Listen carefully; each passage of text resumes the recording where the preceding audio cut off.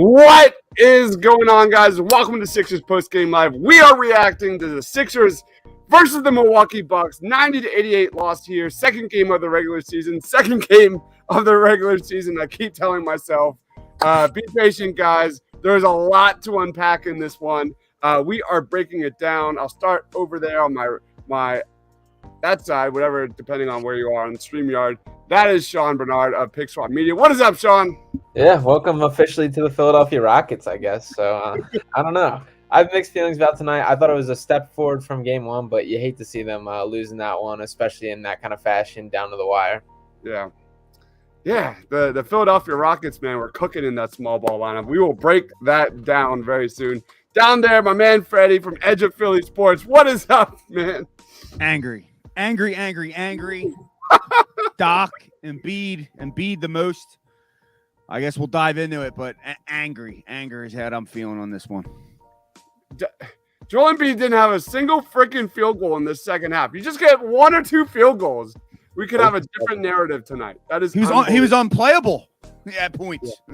Yeah, borderline unplayable. Yet Doc went to him in that one of the final possessions, ISO ball. Yeah, let's give it to Joe when James Harden's going completely off. We've also got my man Tiago. What's going on, Tiago?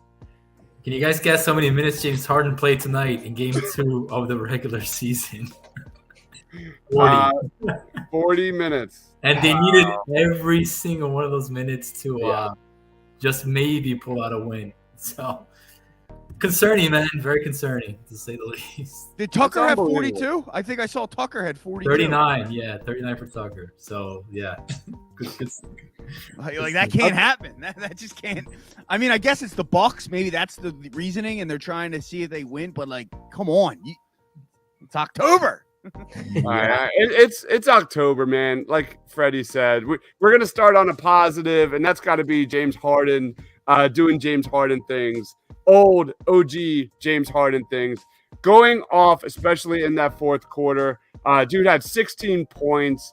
He had 12 points and an assist in that huge 15-2 Sixers run in that fourth quarter with mostly Joel Embiid on the bench, which we'll get to Joel Embiid in just a little bit. But James Harden had another terrific game in Game 2. Harden finished the game with, let me find it here real quick. 31. Where is it? Can't find it. Why am I not seeing? There it is. 31 points, 9 assists, 8 boards, and 2 steals. I'll throw it to you, Sean, first. What was your take on James Harden tonight, man?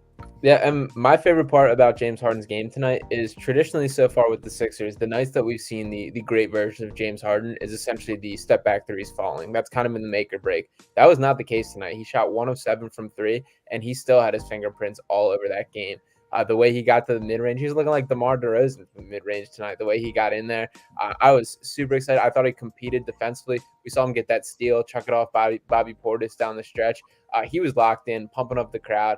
I could not be more impressed with James Harden through the first 2 games this year, and especially just the way he's doing it is incredibly encouraging to me.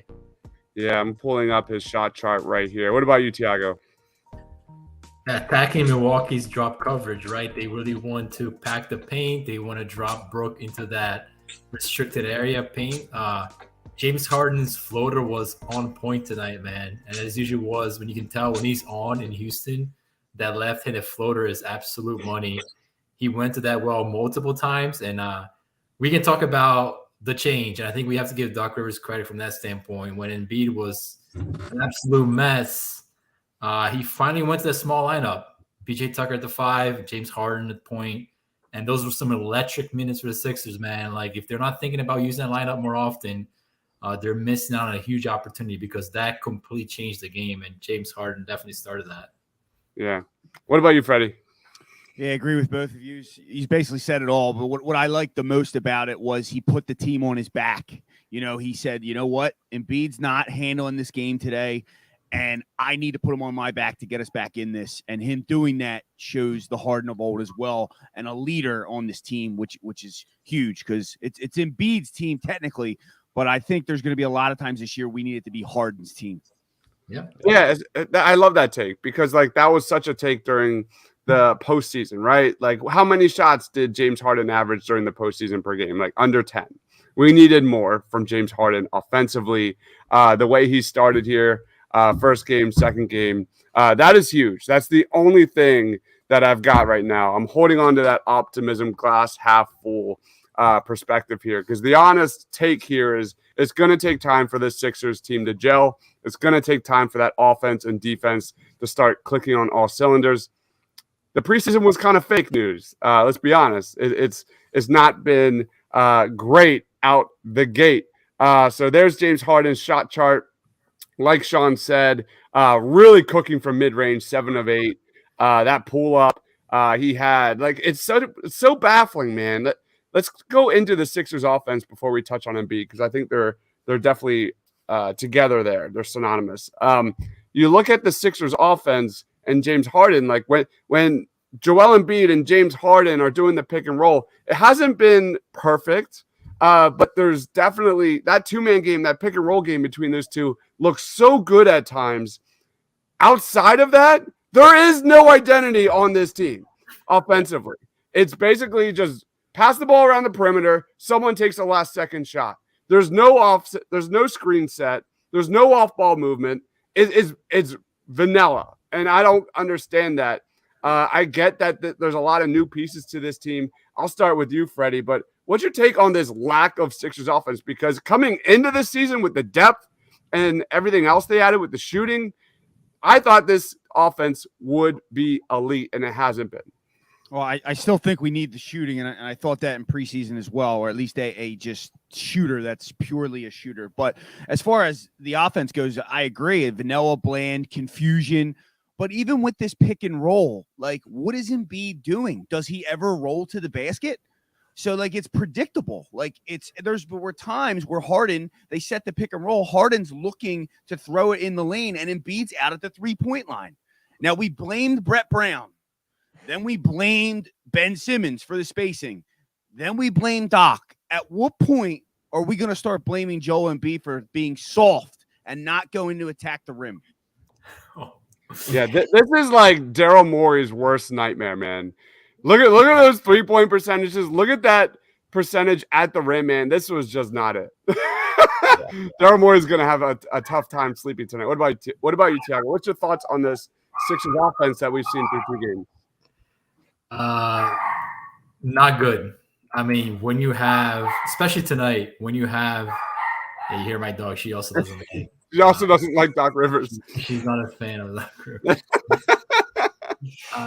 24 3-point attempts tonight. That's not what's going to get it done. Milwaukee gives up a ton of corner 3 attempts. One of the top corner 3 attempts volumes given up by the NBA. They never took advantage of that. So you're already starting off with a disadvantage. 80-some points when you have 2 MVP level players. Just unacceptable. It's just unacceptable, man. And yeah, you can say like Joel needs to step up, and he definitely needs to step up, and he's going to step up. The guy has an MVP pedigree. He's going to get his eventually. But the question I have is, what do they have outside of isolation basketball that they can tap onto when Joel Embiid is not playing well, right? Because you see the same stuff over and over again where guys are staying in the perimeter waiting for things to happen. You don't see cuts to the basket. You don't even see them take advantage of things like a Tobias Harris post-up, right? They got Grayson Allen. Tobias Harris is going to take advantage of that post-up. You can get guys moving off that and creating offense off that. So there is absolutely no reason why they should ever score less than 90 points and beat and hard on the court. But here we are, man, and it's what we've been talking about for the last couple of years. It's gone from Ben Simmons' fault. It's going to go down to, who else's fault. Eventually, the arrow has to point towards the head coach, man, and we'll wait and see. But it's not good. Yeah, it's weird because I look at game 1. I definitely saw lack of execution. The open shots were there. It was not the case. I think the second quarter, they executed really well tonight. Outside of that, it was just a hot mess. What about you, Sean? Is it the player's fault? Is it the coach's fault? Just general thoughts on the offense. Yeah, I think a little bit of both. To me, it feels like there's a little bit of like a disconnect between the just Doc Rivers, James Harden kind of combo and what they see for the offense. There's still way too much isolation ball. And it's kind of by nature with both these guys, both Harden and Embiid are just very isolation heavy in the nature they play, both high usage face up kind of guys.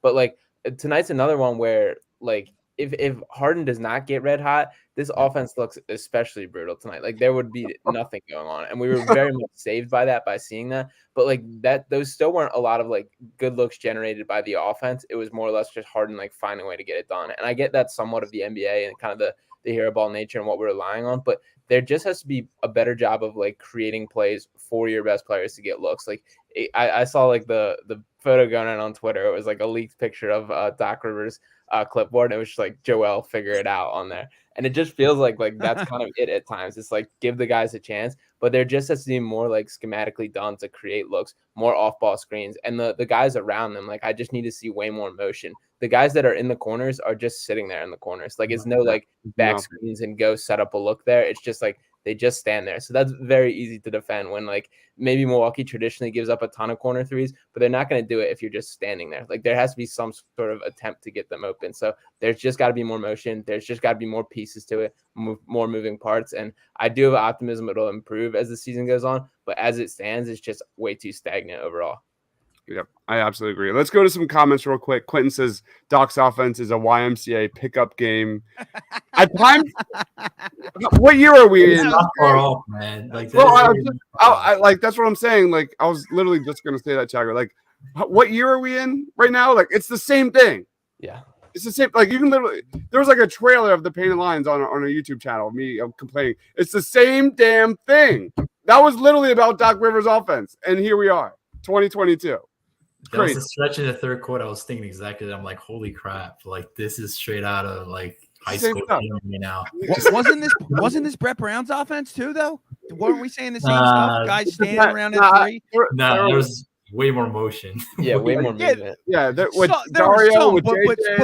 had the same issues come time against a good team. People standing around on the perimeter, looking around. Yeah. I'm okay with being 0-2, not okay with Embiid being this out of shape. He's a step slow on offense. He's two steps slow on defense. Jordan's in the house saying Embiid is not himself, playing lazy. Yeah. Let's get into Joel Embiid. This is not going to be good, guys. I am sorry. Joel Embiid finished the game with 15 points, 12 boards, 6 of 21 from the field. He ended the game scoring 4 points in the second half, 0 field goals, 1 of 12 from the field. Absolutely abysmal inside the paint. And the part that kills me, especially given how much Doc is running his starters into the ground, is he only had 3 free throw attempts in this game. So, and then you look at Joel Embiid and the mood, the moping, this is supposed to be your team captain. And when your team is coming out flat 2 games in a row, look, there it is. There's a direct correlation there, guys. I'll let you lead off, Sean. Like, what was your take on Joel Embiid tonight?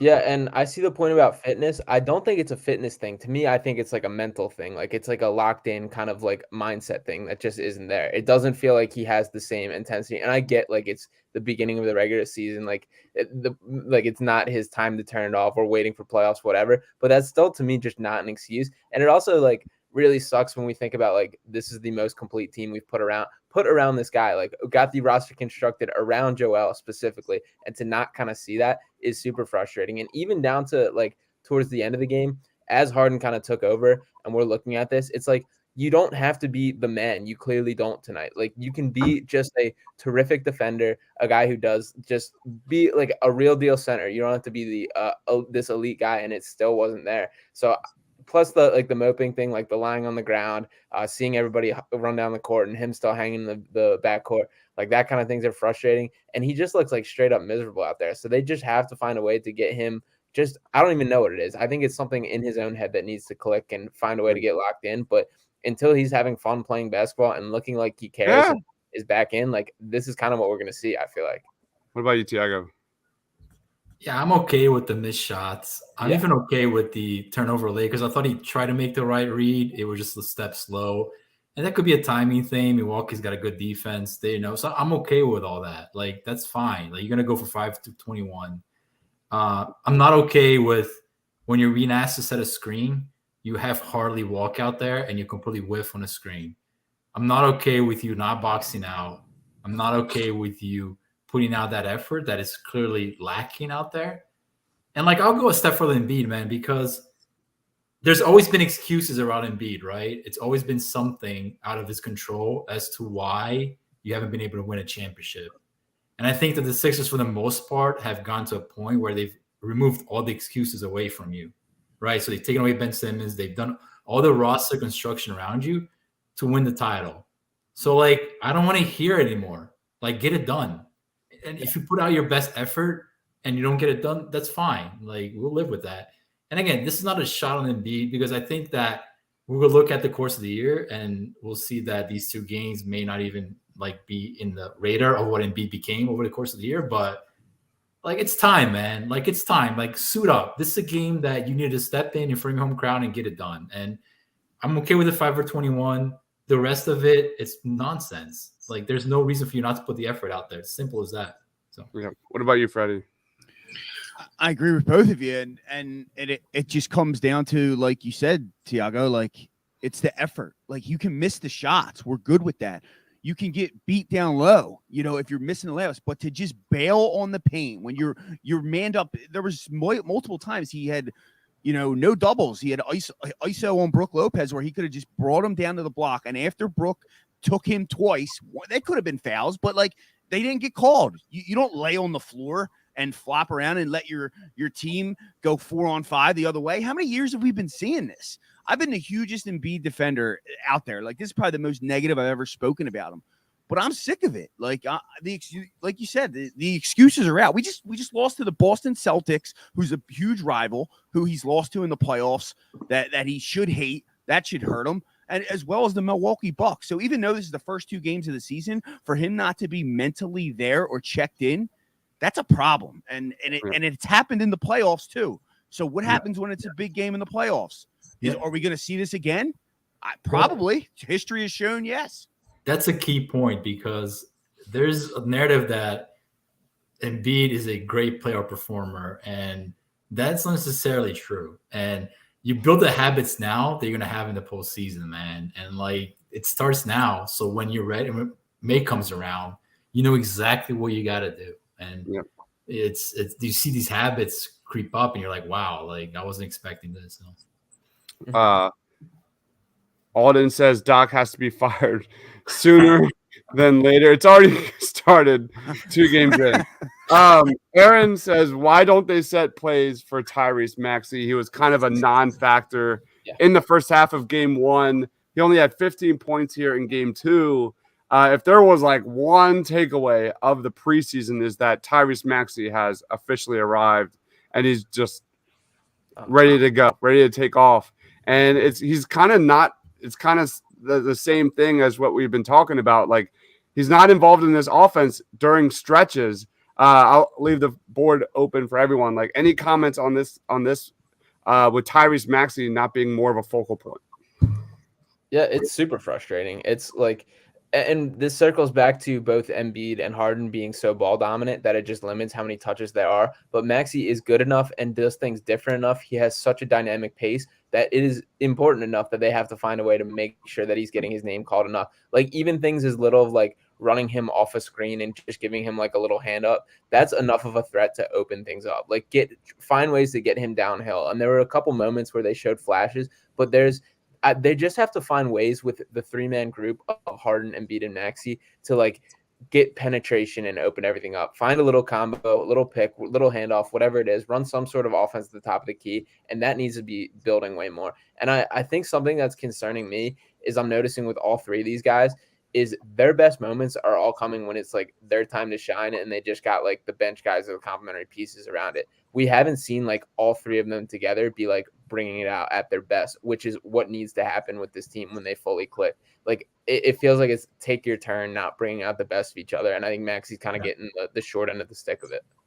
And it's something that, like, I've been really frustrated. It's just 2 games. It's just 2 games. I'm going to keep saying that during the show.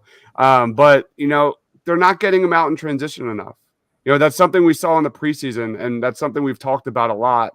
They're not getting them out. They're not moving the tempo up. That's where we need to see Tyrese Maxey. And, this offense has looked just zero energy. Like if you want energy, give the ball to Tyrese and let him create a little bit. So what about you, Thiago? Yeah, so on the transition part, I completely agree with you, Chris. But you got to get stops to get on transition, man. You got to create turnovers, and they give up 190 points to Boston one night, and then they don't really create a lot of turnovers. So you got Tybo and Reed on the bench. These are the guys that usually tend to generate some defensive events for you. They don't play, so that limits Max's ability to get on transition first and foremost. And secondly, you go back to that Boston game in that third, fourth quarter where they were trying to come back into the game. It was Maxey and Embiid Maxey through Embiid attacking Boston's defense through, like Sean said, a dribble handoff, pick and roll stuff, and that was just not even in the game plan tonight, which doesn't even make any sense because Milwaukee has that pack the paint defense. We'll give you that mid range. We even give you the 3-point shot if you want to. So it's confusing. I don't know why. And on top of that, he wasn't even on the court with 4 minutes left. He came back, I think, with 3.5 minutes left in the quarter. Mm-hmm. I don't know if it's because he blew a transition defensive opportunity. I think Doc got really mad at him for that, but I don't know, man. It's guy's part of your core, man. He should be getting more looks than he usually gets on offense for sure. Yeah, any takes on that, Freddie, before we move on to the Sixers bench? Because I want to touch on that before we get to player of the game. Yeah, quickly. It's just, this guy worked his ass off trying to shoot the ball, and he has 3, and he was killing it from 3 in preseason. He has 3 attempts tonight. Doc has to find a way to involve him, and I think he just doesn't want to. Verbally, you even hear it in the preseason. It's all about Harden and Embiid, and he should be up there with those two. Yep. All right. So let's get into the bench here. Lack of bench, because if there was a take that Tyrese Maxey was ready for stardom, the second take was I was really excited to see how Joel Embiid finally having a bench rotation would fare in 2022-23. So far, the Sixers bench has 20 total points in 8 quarters. And all of that tonight was by DeAnthony Melton, who I thought had a very underrated game. I liked what I saw from Melton. Outside of that, nothing. So lead us off, Freddie. What is going on with this Sixers bench? Because that was supposed to be one of the strong parts of this unit. I'll give a positive and a negative. My positive was Melton, because I was getting a little concerned with him when Malcolm Brogdon ran him all over the court against the Celtics. But tonight was very encouraging to see out of him. So that was the positive. The negative for me is Daniel House stinks. I just don't even get it. I didn't really get the signing, but I'm optimistic to see how he goes. Again, it's 2 games. I'll probably get proved wrong over a 20-game span, but I'm just so annoyed at Daniel House, and they're my 2 takes on the bench. Quentin says the bench is impacted by a lack of playmaking outside of Harden. What about you, Thiago? I can't believe they actually gave House guarantee money, man. Nothing more special. Anyways, good for him. Getting paid. They don't play enough, man. I mean, I can see Doc trying to do some things, but you can clearly tell that it's Melton and it's House and it's my starters. I mean, that's really who he's riding with in game 2. And I think now is the perfect time to try different things with your team. I tweeted before the game, Paul Reed actually defended Giannis last year on 30-some possessions last year. Paul Reed played 6 minutes tonight. It wasn't even a factor in the game. So these are the moments when you want to try and gauge how capable your players are, so you can take that into the postseason. And you can clearly tell right off the bat, it's my starters playing 40 minutes and the 2 guys off the bench, and that's how we're going to go for 82 games. And I don't think that is a path for sustainable success. You talk about an aging roster. I don't know. So I think the biggest concern about this is the Sixers had arguably the best starting lineup in at least I think the last couple of years in the postseason. When the Sixers starters are in the game, they're statistically one of the best. It's just the lack of depth and things like that. And now Doc has depth, and he's running his starters into the ground. I don't even know what we're doing here. I got no words for it, man. What about you, Sean? Yeah, I agree. I think a lot of it comes down to opportunity. I agree with Quentin that the lack of playmaking definitely hurts them. James Harden is the only player on this roster who's a natural playmaker. He's the only guy that just naturally can create for others. And like House and Melton each hovered around 20 minutes. Montrezl Harrell played like 4. B-Ball Paul played 6. And we're talking about like a team that needs like a burst of energy. Like those should be the guys you're looking at. Those should be like the mix it up, make something happen. At least just give them like a little bit of run and see what happens. And that didn't happen again. I don't know. I'm also. Do you remember last year when we were kind of having the conversation about like shifting Maxey toward more of a second unit role? Yeah. I didn't think that held weight last year. I'm kind of seeing it a little bit this year, just based on how ball dominant both Embiid and Harden are. Like I'm thinking, like if you give him an opportunity to truly run with that unit, if you want to keep building the duo, because I think it's the right call to make sure that Harden and Embiid are clicking on all cylinders, building that together. I think you got to give Maxey his time to shine with the second unit guys and see what comes of that. That's Great point. It's a great thing to experiment with moving forward. Hopefully Doc has that on his list. Let's get into player of the game. Lead us off, Freddie. Who's player of the game? James Harden. I mean, it was just outstanding. I know that's the easy one, but he really impressed me putting the team on his back. It wasn't just a padded stat line night. Like Sean said, he was 1 for 7 from 3, getting in the paint, mid-range James. The floater was on James Harden. Love it. What about you, Tiago? I mean, Harden was clearly the player of the game, but I thought PJ Tucker had a really good game. Again, they're asking a lot of him, 39 minutes defending Giannis most of the time. But I thought he was really good defensively off the ball. I thought that he made some great plays late in the game. And if you want to lose your mind, watch Tobias Harris on that Grayson Allen 3. Yeah. I mean, everybody's locked in. And Tobias Harris is in La La Land, like watching a rerun of the Brady Brunch or something like that. I don't know what's going on. So, yeah, that was infuriating. Yeah. Wanted to get that out there, Chris, before the podcast was over. Wow. Quentin says the crowd for booing Embiid. Michael chimes in and says they won't fire Doc because they still owe him a bundle of money. Sean, who's your player of the game? Yeah, and real quick, when you do watch back that last possession, you'll see Tucker and Embiid both immediately turn to Harris with like a "What's up, Arm?" We did all this for that. Yeah.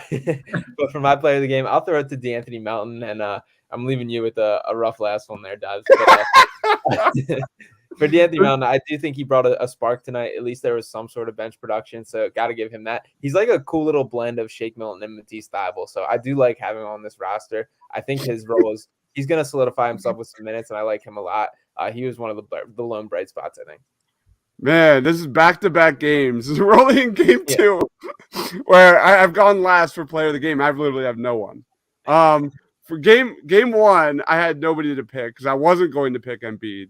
I thought he had a disappointing game. And I went with Zach Wheeler because it was also during the Phillies game, who had an awesome performance. I'm also going to stay outside of the NBA in this one. I'm going to give this one to the Arizona Cardinals, who are up 28-17. And if they win and beat the Saints could be looking at what, 2-5? And that's definitely top 5 pick worthy. So I'm going to go the Arizona Cardinals as my player of the game so far. Knock on wood. We'll see. Because I got nothing. That was just an incredibly frustrating game. I like Quinn's take on booing Embiid. I like the Embiid he's thrown in here too. I do respect that. Oh, Melton equals Melton 1.75. Any takes on that? I disagree with that. Well, he's not a point guard, but they continue to have him run the offense in some capacity. Just sit him in the corner. He's a much better defensive player. I agree too. I don't remember if it was Quentin or somebody else, but somebody said Melton 1.5 the other day, so he looks like he's growing a little bit. Someone tweeted a combo of Milton and Thybulle. I don't know who it was. That was me, actually. Yeah. All right, guys, let's wrap it up. I'll throw it to you, Sean. Plugs, final thoughts on the game. Yeah, 0-2, but only up from here, I guess. So we'll get the losses out of the way. You guys can follow me on Twitter at Sean_Bernard1. You can check out my written work on heavy.com. I think I'm gonna have some stuff coming out on both Embiid getting booed and just the James Harden performance overall right after this. So check that out. And check out Pick Swap Media on YouTube and all the socials as well for my podcast and all the audio content coming out of there. Love it, love it, love it. You're up, Tiago. Yeah, man, we'll continue to do this as we go along. It's a long season. I'm sure we have better days than the last 2 nights, but it's still early, man. James Harden's playing well. It's going to be a good year overall. Yeah. What about you, Freddie? You can find me on eopsports.com. But before we close, I just want to say a very special, I don't know if you two know, happy birthday to Dives. Happy birthday, man. Appreciate that, bro. Appreciate that. Thanks, man. Not the best birthday, but it is what it is. I saw you drinking a beer, so yeah, I've had got that in. I've had a few for sure. Had an awesome interview with Mark Schofield on the Eagles and Jalen Hurts. Go check that out if you want to. We did kind of an assessment as well as did a small deep dive into the NFL draft quarterback class, which I love. No Eagles game this weekend, which is kind of nice. Not gonna lie, I'm gonna give you a little space. I have started my mid-season rankings for the NFL draft, so that's already in the works. Final thoughts on the game: be patient, guys. Just be patient. Be patient. We'll see how this Sixers squad gels. Finds cohesion on both ends of the court. That's my final take. Again, thank you everyone for the comments. Please be sure to like wherever you're watching, subscribe wherever you're watching. Edge of Philly Sports, the Painted Lines, Pick Swap Media, Philly Sports Alliance. Thank you everyone for commenting again. We'll see you on Saturday against the Spurs. For Sean, for Tiago, for Freddie, for myself, stay awesome.